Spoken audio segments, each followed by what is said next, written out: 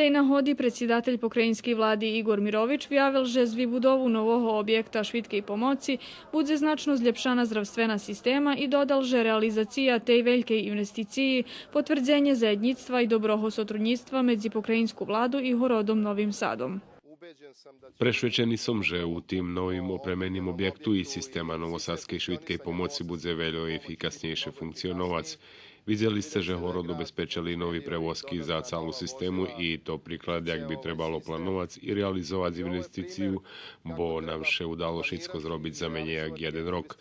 Vinčujem vyvodzačom robotov na vysokým kvalitetu u realizácii toho objekta i u menom pokrajinskej vlády môžem povedať, že predĺžime realizovať všetky vážne projekty so Horodom a predĺžime i investovať do oblasti zdravstva. On vyznačil, že u ostatnjih 2 rokoch do unapređenja zdravstvenej sistemi u AP Vojvodini uložene 3,7 milijardi dinari.